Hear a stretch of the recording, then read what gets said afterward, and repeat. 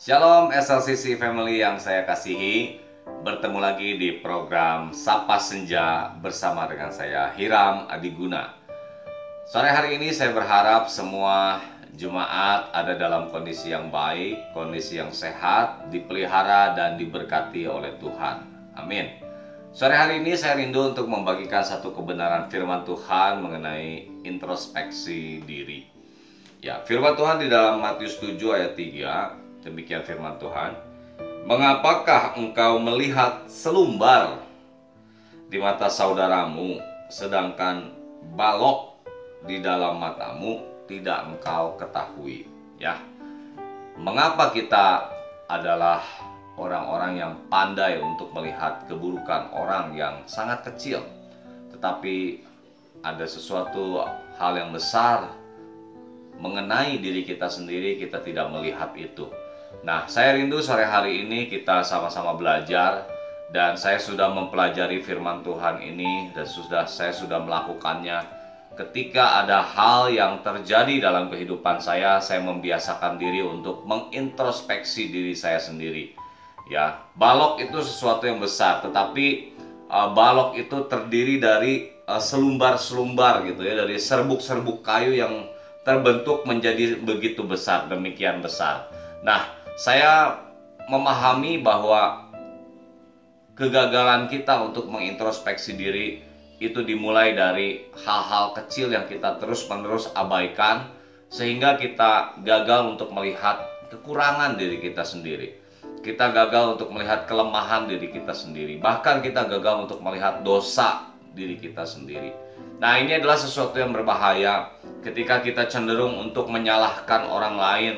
Kita melihat kesalahan orang lain, kita melihat kesalahan istri kita melihat kesalahan sahabat kita, teman kita, tetapi kita gagal untuk melihat kesalahan diri kita sendiri.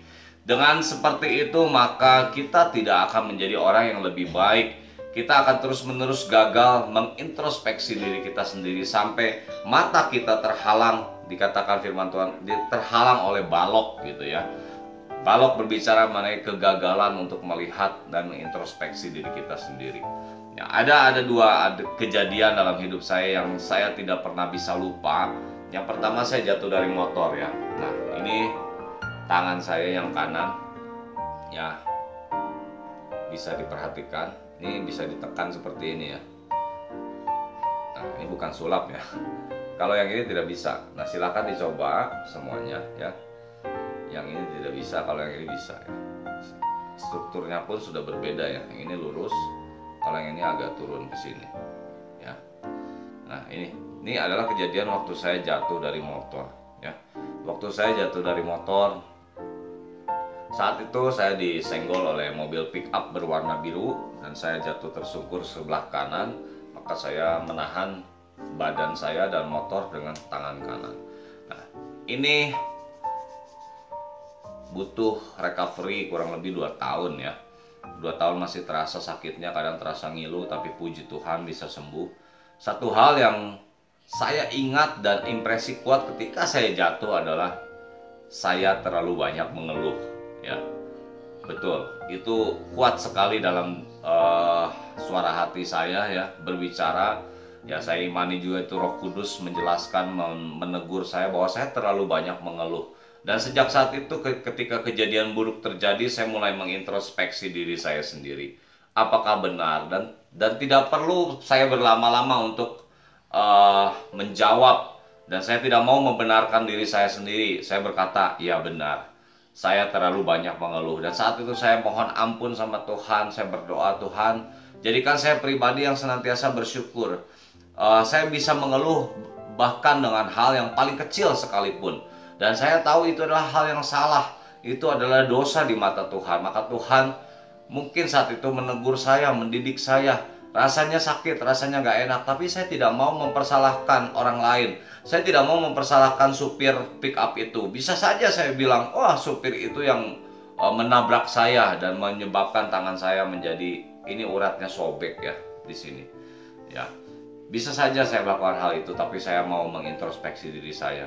Karena dengan mengintrospeksi diri saya menjadi pribadi yang lebih baik. Saya menjadi pribadi yang lebih bersyukur, menjadi pribadi yang tidak mengeluh lagi, dan saya bertobat sejak saat itu. Apapun yang terjadi dalam kehidupan saya tidak mau mengeluh, tapi saya terus berusaha untuk bersyukur dengan kekuatan Roh Kudus tentu saja. Dan itu adalah satu pelajaran yang sangat berharga dalam kehidupan saya.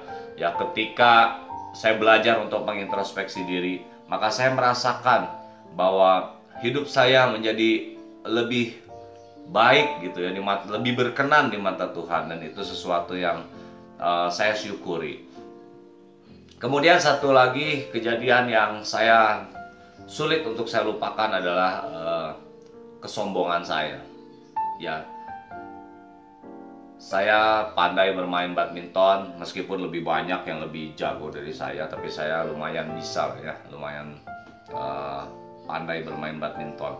Dan sering kali ketika saya masuk ke lapangan, saya melihat satu persatu pemain-pemain badminton di situ, dan saya mulai dalam hati saya mulai ada kesombongan, mulai ya merasa lebih baik. Wah, ini mainnya jelek, ini mainnya jelek, ini mainnya jelek. Wah, ini mainnya kurang begini, kurang begini, kurang begini, kurang begini.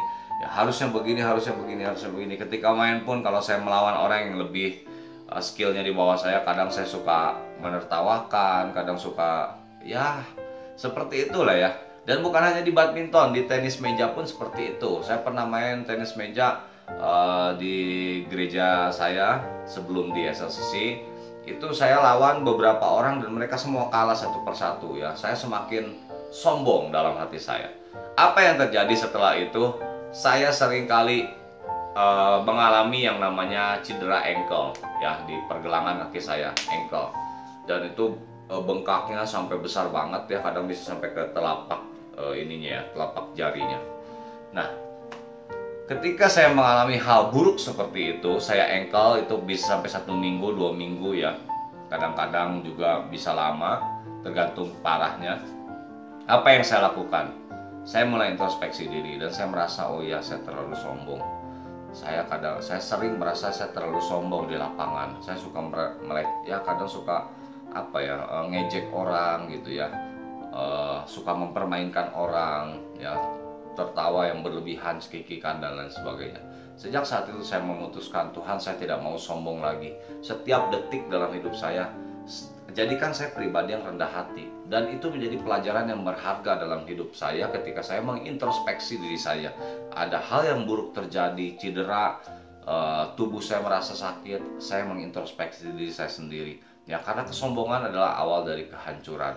Dan saya bersyukur, puji Tuhan, semenjak itu setiap kali saya bermain badminton, ya saya udah nggak main pingpong lagi, setiap kali saya bermain badminton dimanapun saya berada, saya selalu berdoa, Tuhan tolong saya nggak mau sombong, saya nggak mau sombong, saya nggak mau sombong, dalam nama Tuhan Yesus saya nggak mau sombong. Ketika saya bikin poin yang bagus, ketika saya posisi yang jauh skornya dibanding lawan saya, Tuhan saya nggak mau sombong, Tuhan saya nggak mau sombong. Dan puji Tuhan, sudah kurang lebih 2 tahun semenjak terakhir saya mengalami cedera ankle, saya tidak pernah ankle lagi sampai hari ini.